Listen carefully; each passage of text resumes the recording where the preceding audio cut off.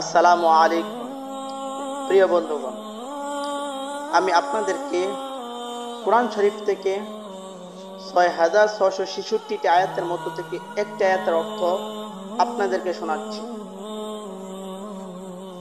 তাহলে শুনুন এই আয়াতের অর্থ।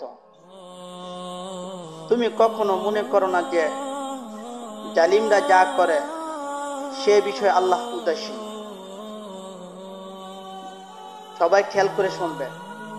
জালিমরা আজকে যা কিছু অন্যায় অত্যাচার করতেছে তা থেকে আল্লাহ পাক কোনো সময় উদাসীন নয়।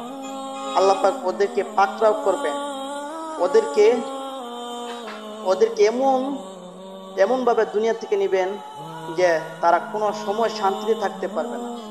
তাই ওদের ব্যাপারে আল্লাহ পাক কোনো সময় উদাসীন নয়। তবে তিনি সেদিন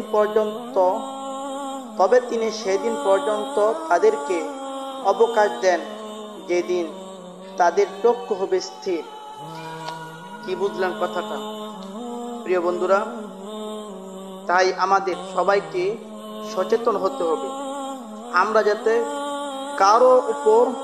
কেউর উপর যাতে জুলুম না করি। কারণ জুলুমকারী আল্লাহ পাক পছন্দ করেন না।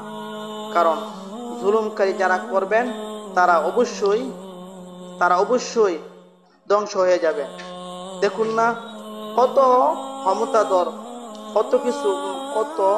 ক্ষমতাধর ব্যক্তি আছে, তারা আজকে ধ্বংসের মুখাপেক্ষী।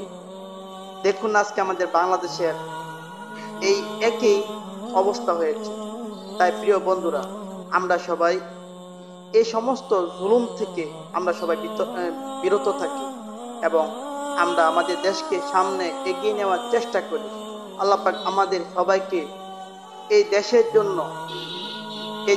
জন্য কাজ করার তৌফিক দান করুক। আমিন।